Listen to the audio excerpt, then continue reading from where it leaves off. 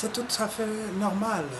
Cette flambée des prix n'est pas un simple hasard.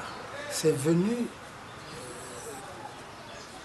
au vu aussi de tous les Burundais, parce que vous savez qu'on avait des partenaires internationaux, aussi bien bilatéraux que multilatéraux.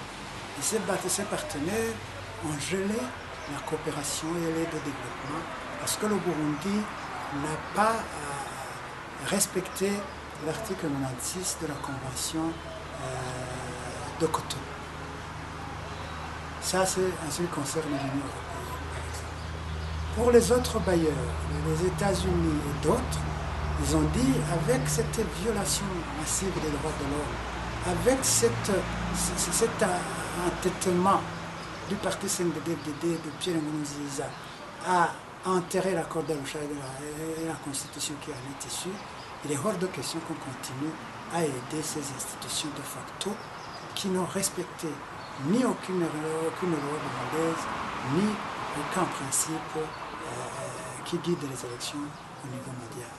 Donc, tout en sachant que le budget de fonctionnement du Burundi était financé à plus ou moins 52% par des aides extérieures, vous comprenez que le Burundi est maintenant incapable de trouver des fonds pour suppléer à son manquement.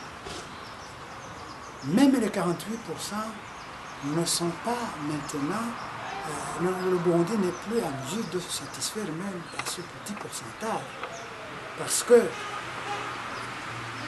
les effets induits de la crise ont fait que la plupart des grands commerçants ont été obligés de fuir le pays.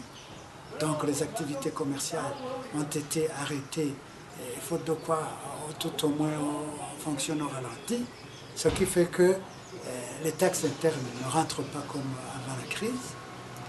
Deux, les commerçants n'ont plus de devises pour aller importer, ce qui constitue une entrave à toute l'activité commerciale, et en conséquence, il n'y a pas de taxe intérieure parce qu'il n'y a pas d'activité commerciale.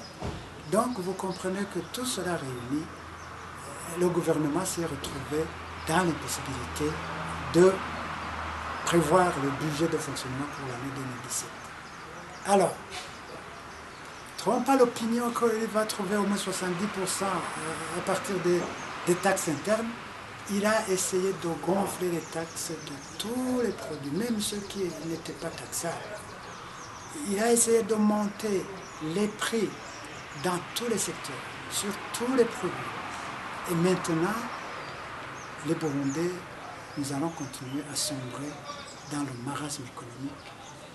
Parce que le pouvoir d'achat était déjà minime, sinon pauvre même avant la crise. Aujourd'hui, on n'a plus l'expression pour le dire.